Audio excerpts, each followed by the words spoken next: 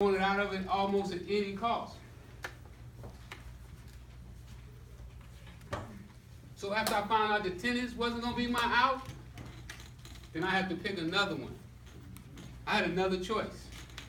And in my neighborhood, the choices wasn't pretty. See, my big homies talked about stuff like robbery, home invasion, pimping, selling drugs. And when I looked at those choices, I said, well, you know what? Selling drugs looked like the best out of all of them. Because I couldn't see myself putting a gun in nobody's face, telling them to give me their money. That just wasn't my cup of tea. I didn't want to go up in anybody's house where they might come out and I might have to shoot them or they might have to shoot me. But to me, drugs, well, it seemed like the right thing to do. Because all the people that was buying drugs, they looked like they was on top of the world. See, they remind me of this movie I saw. I don't know if you all are old enough to remember this movie, but it was called Superfly.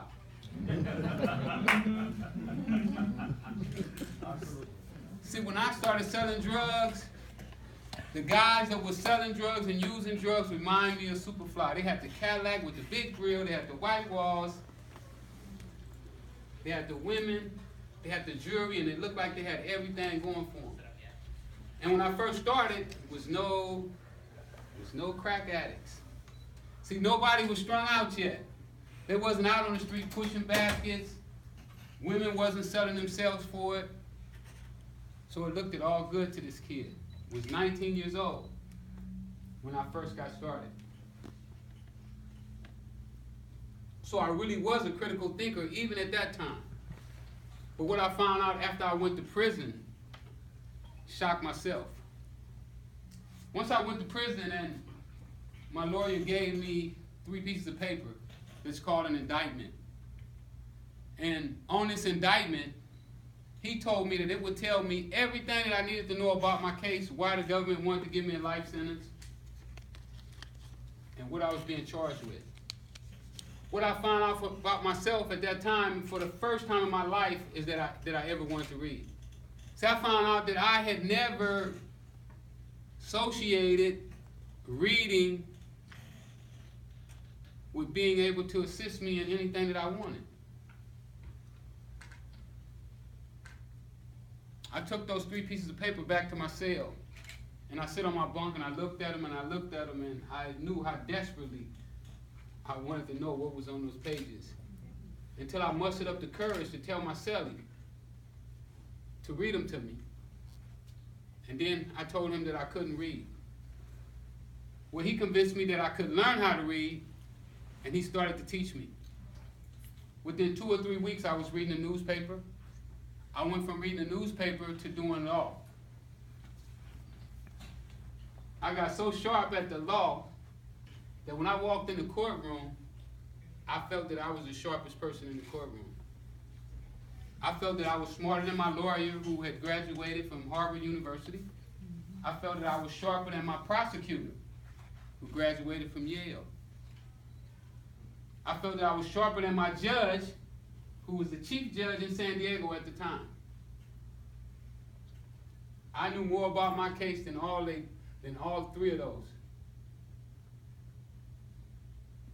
My judge had gained a new sense of respect for me, but she saw me grow. She remembered when I come in and I could barely read, and they used to have to assist me with my reading to where I could come in and I could read the book without any assistance at all.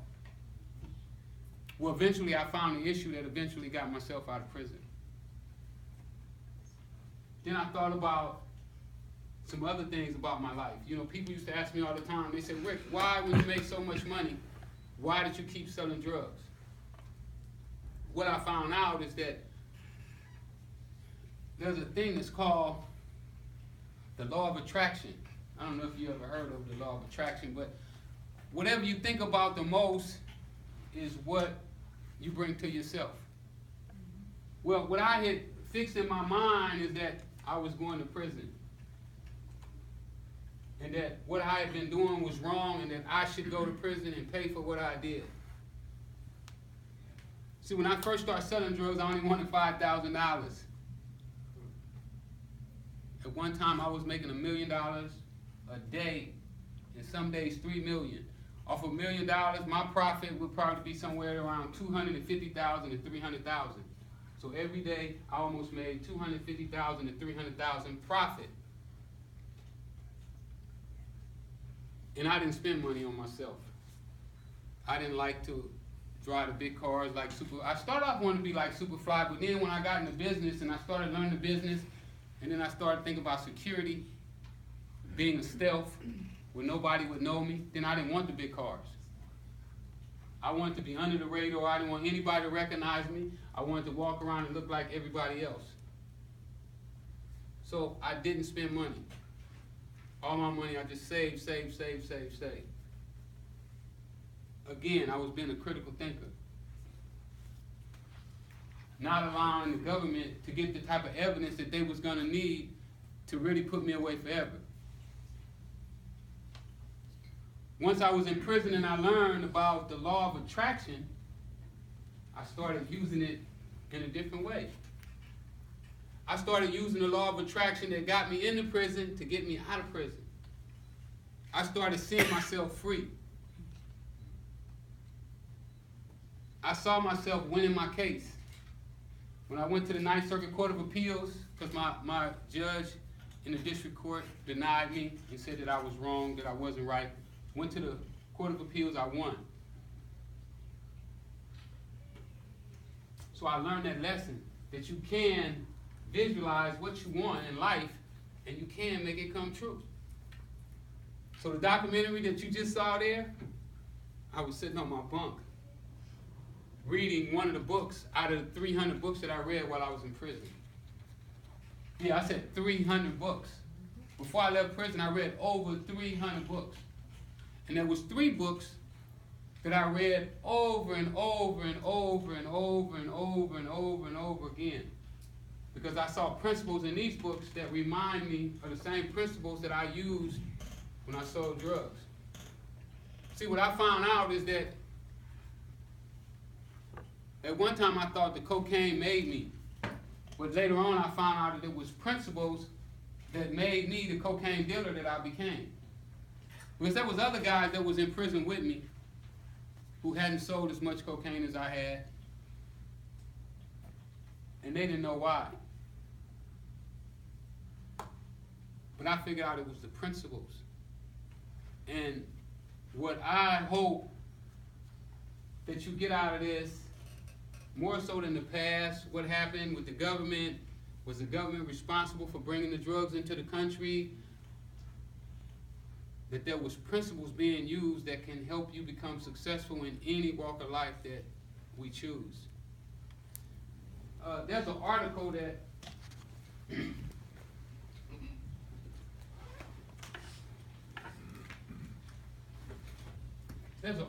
they did on me in LA Magazine. The guy that wrote this article, he was in the documentary too, Jesse Katz. I don't know if you remember him, but he was the writer for the LA Times. They knew that me and Jesse had a relationship prior to me going to prison. So they wanted Jesse to write the article that went against Gary Webb's story, Dark Alliance, where Gary accused the government of being involved in drugs. Well, Jesse also wrote a pretty substantial article on me in the LA Magazine. About 2 years ago he wrote this article. But before he wrote this article, he wrote another article for Texas Monthly where he says that he was writing my obituary. He came to visit me in prison and he said that he was writing my obituary. And one of the things that he noticed though about me when he came to interview me is even though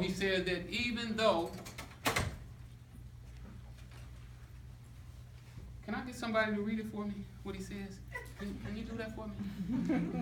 Please. I think it's right in here. It should be like right in here to right in here. I can't see it. My eyes are bad. Can you see it?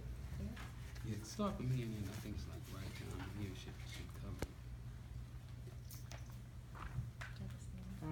Can you do it for me? Thank you. Well, I said it's already a wild story. The wild part hasn't even started yet, Rick said. I was shaving my head, marveling at the audacity, at the fertility of Rick's ambition. He was inmate number 05550-045. He was going to die behind bars.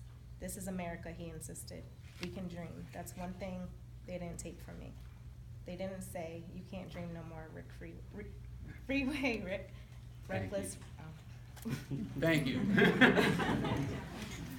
But I just want to give you just a snippet of what he thought in his mind and what I saw in my mind.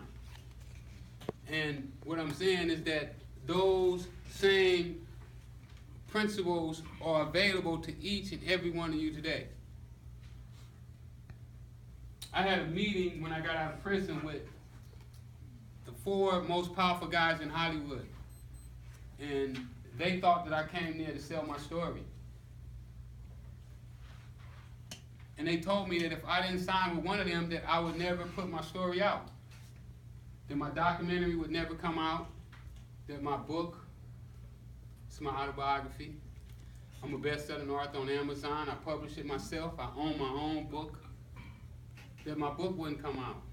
They said that my movie, the motion picture that I'm working on right now, wouldn't come out.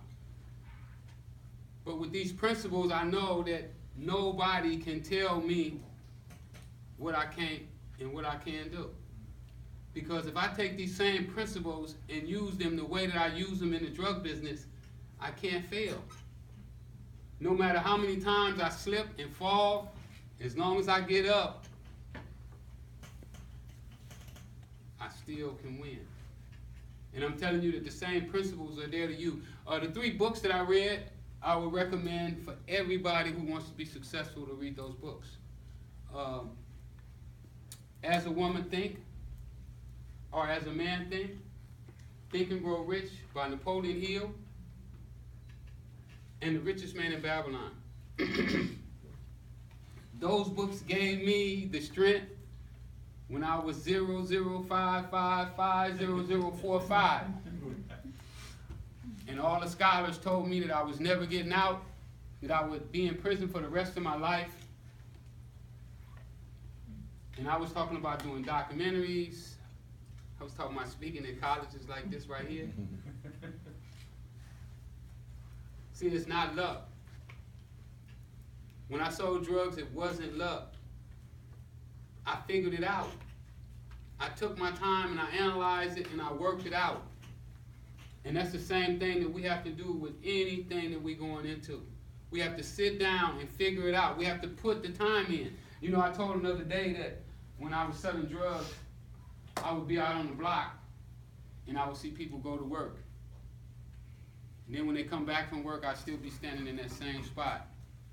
And then when they get up the next morning, I'd still be in that same spot. Sometimes I would be in that spot for 3 or 4 days. The only time I would leave would go and get me something to eat and I'd come right back.